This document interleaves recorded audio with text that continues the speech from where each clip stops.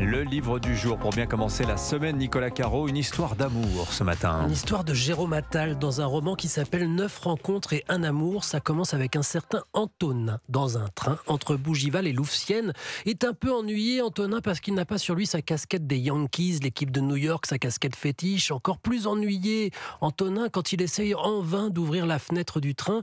Mais c'est coincé, alors il s'obstine, mais il fait beaucoup de bruit. Et ça dérange tout le wagon qui commence à le regarder de travers. On n'ouvre plus les fenêtres dans les trains. Ah oui, non, On est récent ça. On est en quelle année? Voilà, on ne sait pas trop, mais on peut estimer. Première moitié du 20e, je dirais années 30 sans doute. On comprend qu'il est comédien ou peut-être écrivain ou les deux, on ne sait pas trop. Mais pour une rencontre ou une histoire d'amour, il faut être deux, sauf chez les grands narcissiques. Et la première rencontre va avoir lieu bientôt. Il est invité à un dîner chez quelqu'un qu'il ne connaît pas.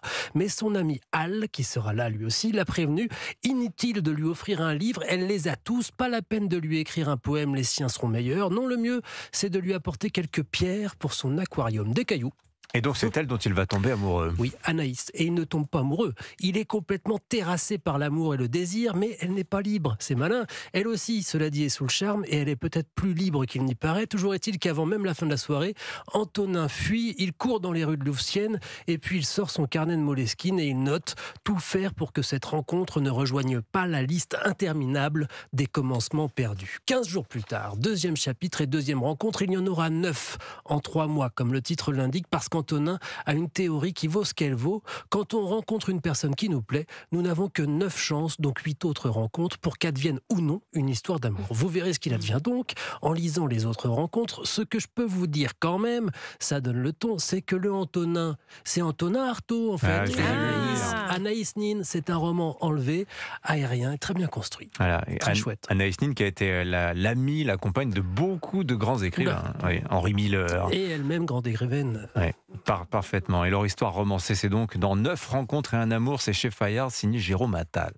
La série de la semaine à présent, Héloïse Goua, vous nous conseillez une série produite incarnée par Nicole Kidman. Oui, un drame captivant et très réussi tant sur le fond que sur la forme. Expat, c'est le nom de cette chronique sociale et familiale qui explore les nombreuses inégalités de la ville de Hong Kong, une ville où les expatriés bénéficient d'un nombre incalculable de privilèges. La série se passe en 2014. 2014 à Hong Kong, c'est l'année des manifestations populaires qui secouent la mégalopole. Vous savez, c'est ce qu'on a appelé la révolution des parapluies. Et l'intrigue s'articule autour de femmes américaines expatriées et en souffrance. Tout de suite, on comprend que les destins de ces héroïnes se croisent après un événement dramatique. Il ne se passe pas un instant sans que je pense à vous, sans que je me demande ce que vous êtes en train de faire, comment vous allez et comment vous réussissez à tenir debout alors que j'ai fait voler votre vie en éclats. Mais qu'a donc bien fait cette femme? Mystère, Dimitri. Je peux juste vous dire que cette jeune femme est une baby-sitter qui s'adresse ici à Margaret, le personnage de Nicole Kidman. C'est Margaret la victime. Elle vient de vivre une tragédie familiale qui remet toute son existence en question et notamment sa vie d'expatriée à Hong Kong. Parfois j'ai envie d'être toute seule, là où je peux être autre chose qu'une épouse ou une mère de famille. Où je suis pas définie par la tragédie. Ça te manque jamais, Clark? La maison. J'adore la vie qu'on a ici.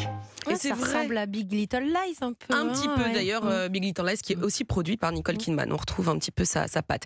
Et c'est vrai que cette vie à Hong Kong est confortable. La famille habite un appartement très cossu avec un chauffeur à disposition, une nounou qui s'occupe en permanence des enfants et des repas. Ces gouvernantes-là, elles ont une place centrale dans les familles d'expatriés, mais elles sont rarement traitées à leur juste valeur. Je vous laisse découvrir la suite de cette intrigue prenante. Cette série interroge intelligemment le statut de victime et de coupable, un statut qui varie en fonction de votre place dans l'échelle sociale. En plus du casting impeccable, Nicole Kidman toujours aussi époustouflante, la réalisatrice Lulu Wang propose une immersion dans cette ville tentaculaire et effervescente à travers une multitude de plans en tableaux. Des tableaux qui m'ont fait souvent penser à ceux du peintre américain Edward Hopper. C'est hypnotique. C'est le genre de fiction qui nous suit longtemps tant le propos et l'image sont puissants. Ça s'appelle donc Expat et c'est sur Amazon Prime Video, la plateforme. Merci beaucoup Héloïse Goua. Merci les amis, c'était très sympa comme tous les jours.